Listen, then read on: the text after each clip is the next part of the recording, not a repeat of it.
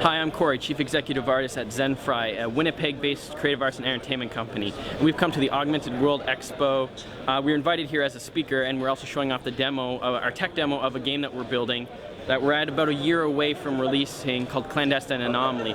The whole concept of Clandestine Anomaly is to try to figure out how to tell a story using augmented reality, how to make reality as important to the story as the AR elements, making nothing feel like attack on it, making you, the player, feel like you're actually in the game and the world is really your neighborhood and your phone is really a phone. So that's basically our fundamental goal, is to turn the whole world into the backdrop for a story where you're the hero. The tech demo that we're going to show is showing some of our tower defense elements of the game. Tower defense is the primary sort of combat and utility mechanic in the game. Don't worry about that. When you play the game, it'll all make sense. So here it's grabbed the map data, and we actually know where we are. So the parking lot leading outside, which is in that direction over here, is right there. And so I'm going to put the ship there, and you'll see that when we play the game, it understands that that's the direction. Now, in the game, it'll actually learn about your location. The problem with a lot of these geolocative games is they don't really care where you are or know anything about your neighborhood. So an example of this is the crashed ship would ask you where's a park or an open field, and when you tell it where it is, the game will remember it so it can recall that later. And it will do that for a large number of environments. So this guy's going to end up being behind where we are right now. I'll put some guys right here.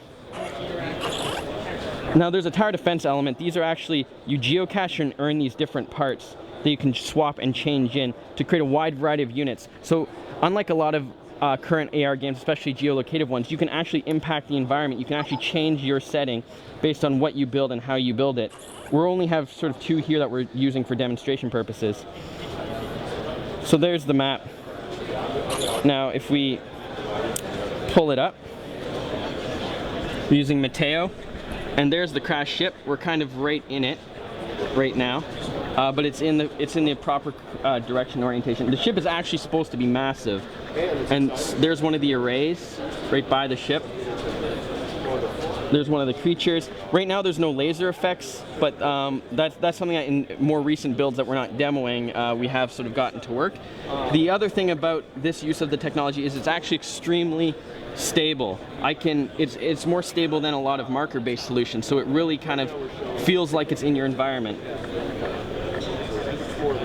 And so there's another one. This is the one that I placed behind me.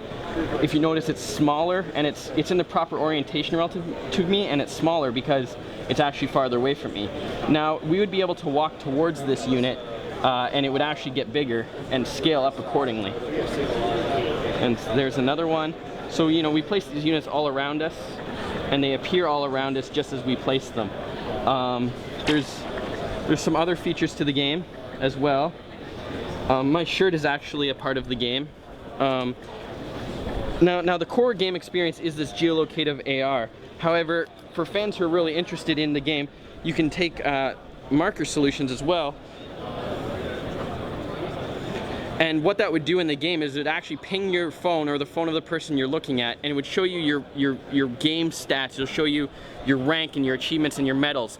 So, you know, the markers isn't something you require, but we're using that solution as well. We have a wall map that kind of works similarly. When you point the camera at the map turns into a video screen. And we have a hologram projector toy. When you look at it, you communicate with holograms. So we're taking a lot of the different technologies developed in AR, and we're also working on a face tracking feature to put a companion character over your shoulder that helps you throughout the game.